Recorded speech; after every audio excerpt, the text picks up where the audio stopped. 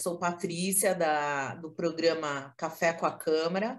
Hoje, junto com o Fórum de Negócios Internacionais, estamos entrevistando o senhor José Araújo, que é um dos diretores da Câmara do Comércio e Indústria Luso-Brasileiro. A Câmara existe já há 73 anos, em Lisboa. Bom dia, senhor José. Bom dia, muito obrigado por esta oportunidade de falarmos um bocadinho sobre a Câmara e sobre o mercado imobiliário, que é essa área que eu tenho algum conhecimento e alguma experiência e que também é uma área que esta Câmara apoia muito os empresários ou os particulares ou as empresas que querem investir ou instalar-se em Portugal para obter algum rendimento ou para usufruir das potencialidades que o país tem. Senhor José, durante esse período que a gente teve que passar agora da pandemia, a parte de investimentos em imobiliários, ele continuou ou ele deu uma parada e está retomando agora? Tivemos dois cenários. Durante a pandemia, o investimento imobiliário nunca parou. Aliás, o ano passado foram batidos recordes, portanto, em 2020, e mesmo este ano, em 2021, ele continua a estar resiliente e forte, com os preços a manterem-se ou até, em alguns segmentos, a subirem. Nomeadamente em investidores que já conheciam Portugal, que já estavam instalados em Portugal, e que queriam e que, por conhecer as potencialidades deste mercado, queriam continuar a procurar oportunidades. Onde diminuiu o investimento, obviamente, foi naqueles investidores que se queriam deslocar a Portugal e não podiam deslocar por não haver corredores verdes e, portanto, não poderem entrar ou sair dos seus países ou terem que fazer quarentenas que não coincidiam com aquilo que eram os programas e as agendas destas pessoas. E por isso esse tipo de pessoas diminuiu, e diminuiu também o turismo. Diminuindo o turismo, obviamente que diminui o número de pessoas que depois, vindo cá, gostando das características do povo português, do seu clima, da sua segurança, da sua comida, e das suas potencialidades económicas em vários setores, nomeadamente no imobiliário, há já 6, 7 anos, que não puderam continuar a vir e, portanto, essa parte diminuiu claramente. E agora, nessa segunda etapa... Quanto a segmentos, certo. Nessa segunda etapa agora que a gente está tendo uma abertura maior, o que seria um investimento interessante para a indústria ou para o empresário estar fazendo brasileiro em Portugal hoje? Já podendo... Estamos a falar do imobiliário. Sim, na parte imobiliária. Exatamente. Depende. Em termos de cliente particular, continua a haver a um preço muito melhor do que, por exemplo, outros destinos em que o povo brasileiro costuma apostar no imobiliário, como, por exemplo, Miami, preços muito mais razoáveis em Portugal, muito bem localizados, quer dentro das principais cidades portuguesas, quer mesmo no Algarve.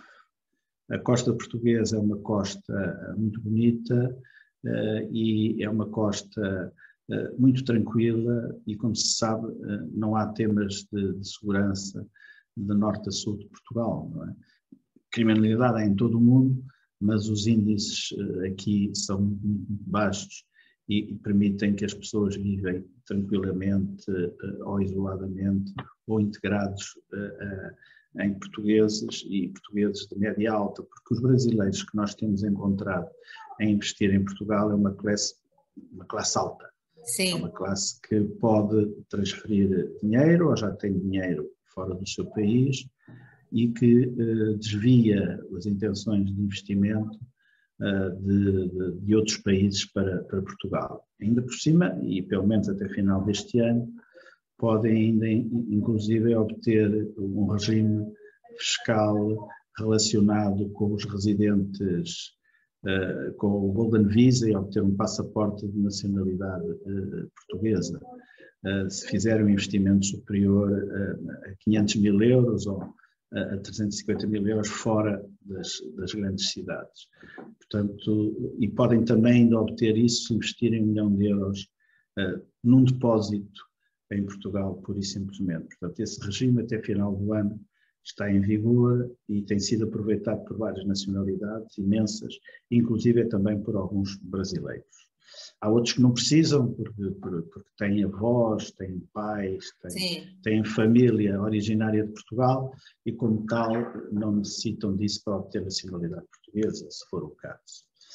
Portanto, isso por um lado, não é? Por outro lado...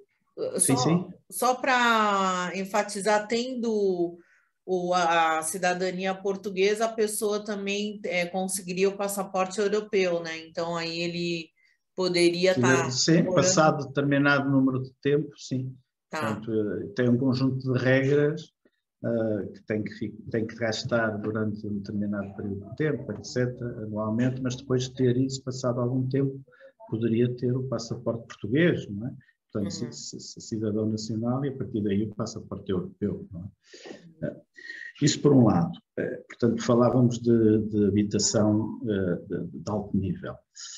Por outro lado, depois, ao nível de empresários e ao nível de investidores, dois mercados se colocam. O mercado da compra para arrendamento, e há preços, nomeadamente à volta das grandes cidades, que são muito atrativas para ter um retorno bastante interessante, dado que o arrendamento dentro da cidade está bastante caro e, portanto, não na aquisição do imóvel, continua a ser competitivo, mas depois para encontrar pessoas para arrendar esse tipo de imóveis, há núcleos muito fechados, ou é numa zona balnear que nós temos perto de Lisboa, que é a zona de Cascais, a linha do Estoril, Cascais, ou então é mesmo na zona central de Lisboa. E aí o investimento versus renda tem umas yields que provavelmente para uns que neste momento os seus depósitos, pelo menos em Portugal, valem zero ou negativo, porque as taxas estão negativas na Europa,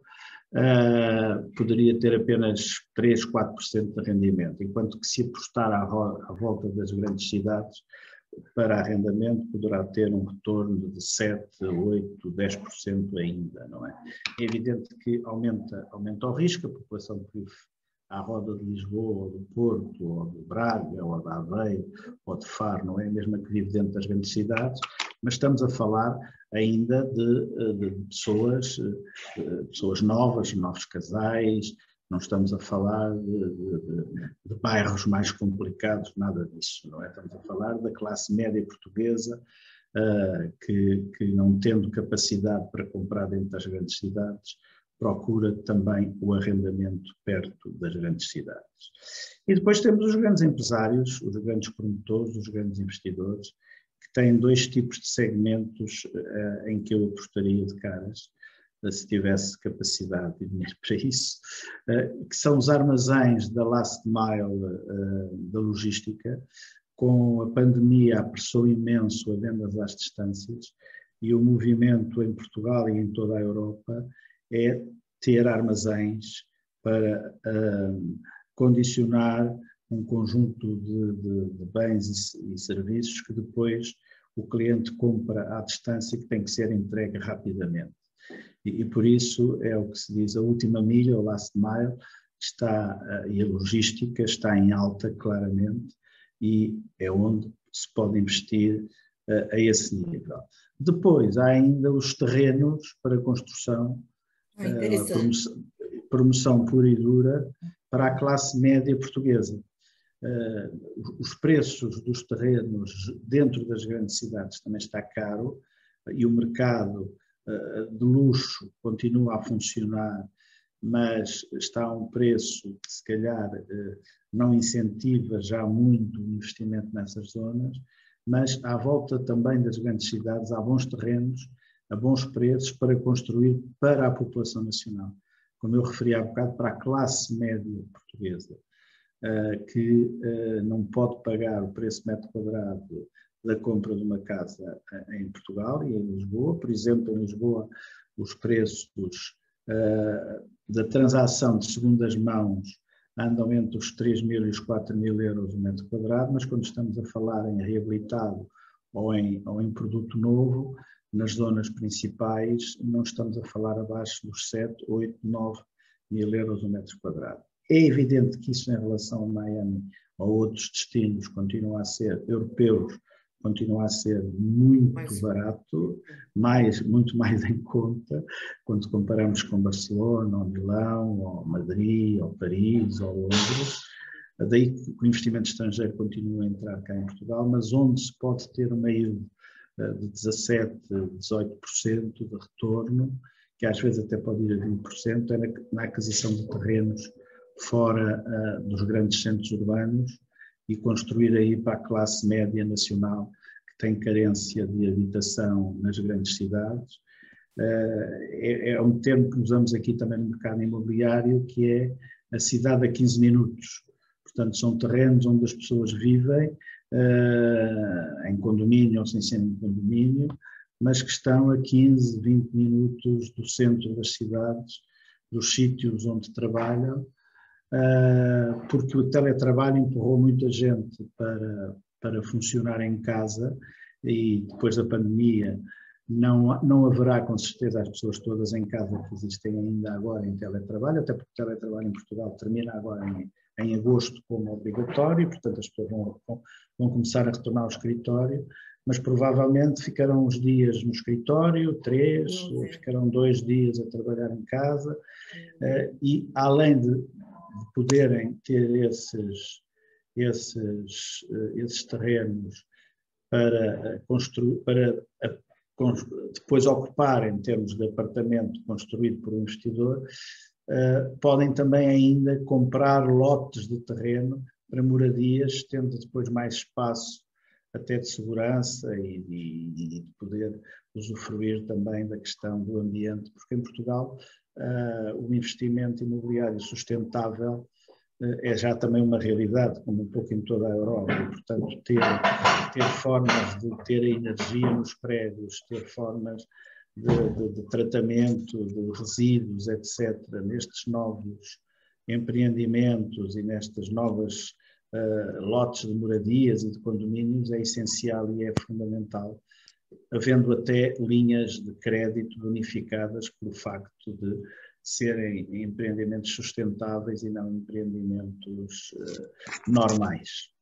Portanto, eu apostaria na logística e apostaria em terrenos ao redor das grandes cidades.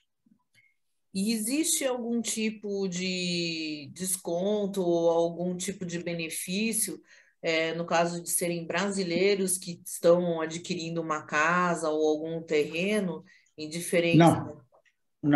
Os impostos que têm que pagar em Portugal para a aquisição são idênticos, independentemente da nacionalidade de quem compra. Fundamentalmente, tem um imposto que aqui se chama imposto IMT, que é o Imposto Municipal de Transação, que é normalmente 6,5% em média do valor da aquisição da habitação. Pronto, depois se for escritório ou se for armazém tem outro tipo de valor, tem outro tipo de taxa de valor, e mesmo também se for para terreno, mais um imposto de selo, portanto à volta de 7,5% terá que pagar à cabeça do valor do imóvel que vai adquirir. A entrada depois anualmente... A entrada do dinheiro para fazer o pagamento não tem alguma taxa também ou não? Não tem taxa absolutamente nenhuma. E tem algum requisito? Vamos ver, quando diz que não tem taxa, bom, isso há de ser entre bancos, não é? Sim. E os bancos cobram sempre por transferências, não é? Mas não é, e benefício também não tem benefício absolutamente nenhum, não é? Como eu referi, o único programa que não tem benefício fiscal é o de depositar 1 milhão em Portugal durante 5 anos e ter o passaporte, ter o Golden Visa e o passaporte europeu. Isso não é nada de fiscal, não é? O benefício fiscal, e depois, enquanto for dono desse imobiliário, não é? Desse imóvel, terá que pagar o IMI, anualmente também, que é outro imposto municipal de utilização. E tendo a documentação portuguesa, o imposto de renda pode ser exatamente pago. Igual. Tá. Exatamente igual. Como eu disse no início desta questão, não interessa a nacionalidade, paga exatamente o mesmo que teria que pagar qualquer português. Não há benefício fiscal para estrangeiros na aquisição de imóveis, sejam eles de que tipo de segmento for. E aí o imposto de renda seria pago em Portugal e já não no Brasil, né? Se for... Exatamente, exatamente. Tá, exatamente. Perfeito. A Marlene, ela é uma diretora aqui da Câmara e do Fórum Internacional, ela está agora em Portugal. Marlene, bom dia. Muito bom dia. Aqui já está quase boa tarde, né? 11h38. Está quase boa tarde, né? Aqui está bom dia ainda. A gente está com o senhor José Araújo, ele é da Câmara de Comércio de Indústria Brasil-Lisboa e ele estava falando sobre os investimentos na área imobiliária em Portugal. Certo.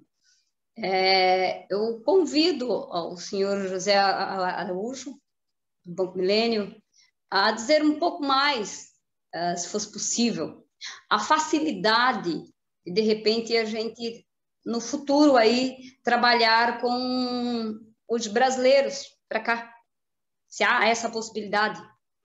Bom, a Câmara do Comércio não esteve no início, mas na Câmara do Comércio tem 73 anos, e a Câmara do Comércio brasileira, portuguesa e brasileira, é a maior Câmara de Comércio para o Brasil, cá em Portugal, é única, não há várias câmaras em vários locais como existe no Brasil, face à dimensão dos países que também estão em causa, e ao longo de todos estes anos tem sido essa exatamente a missão da Câmara de Comércio Luso-Brasileira em Portugal, que é proporcionar, por um lado, toda a informação aos seus sócios e a não sócios que se transformem em sócios, de vários aspectos, quer jurídicos, quer fiscais, quer bancários, quer de subsetores.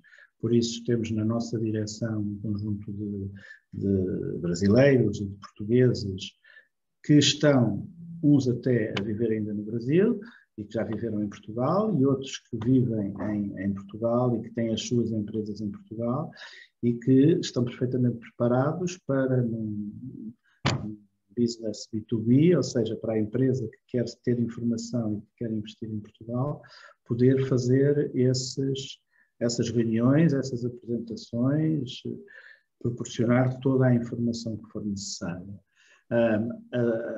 A nossa Marlene, a Marlene Fialho, a nossa Marlene é a secretária-geral da Câmara e é ela que também, já pela sua experiência de câmaras no Brasil em que esteve e pela vivência também que tem cá em Portugal agora já a viver com a sua família, proporciona também todo esse enquadramento inicial e direciona depois para ou os sócios ou os membros da direção especializados naquilo que os próprios empresários brasileiros querem. Portanto, aumentar o tráfego de relação económica e comercial entre Portugal e o Brasil é a primeira missão da Câmara de Comércio.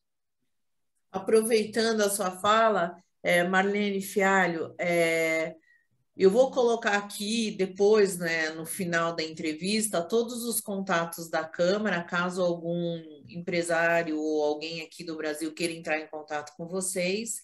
E a gente fica à disposição também de quem quiser entrar em contato para que a gente possa levar até vocês também. Nós ficamos entre Guarulhos e São Paulo, né? A gente, na parte internacional, a gente trabalha mais via aeroporto, né? Certo, nós temos um site, não é? E, portanto, por certo que essa indicação também será dada, onde temos muita informação.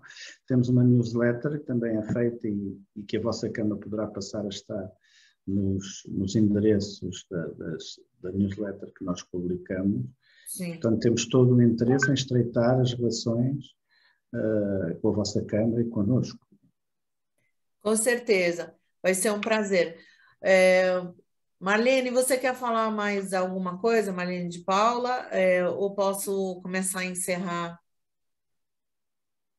Sim, gostaria né, agradecer aí a oportunidade de repente, né, participar dessa conferência, que é algo extremamente especial para nós, né? E dizer que assim que possível, vocês tendo interesse, vamos sim fazer essa parceria e cada vez mais. É o foco e é o objetivo nosso, né? Muito obrigada também pelo vosso convite. Desafio, na verdade, os empresários brasileiros que agora já podem viajar, para Portugal, e os portugueses também sempre continuaram a poder viajar para o Brasil. Só tiveram um pequeno período este ano que não o podiam fazer de uma forma completamente livre, a investir no imobiliário em Portugal. Vejam a quantidade, aliás temos também na nossa direção, um colega de direção que faz imobiliário também, não é? Pronto, eu também o faço através da minha entidade empregadora, que é o Banco Millennium BCP. Aliás, fechamos o ciclo depois também com a parte do financiamento e da relação comercial do dia-a-dia e na área do private banking também. Mas desafio a vir a Portugal, se não conhecem Portugal, a informarem-se com quem cá está em Portugal e verem os retornos que nos últimos anos, sobretudo desde que a Troika saiu de Portugal em 2015 para cá, a quantidade de investimento estrangeiro que tem havido, os retornos que tem havido, a evolução dos preços, porque falar de Portugal e do país Portugal vocês conhecem perfeitamente.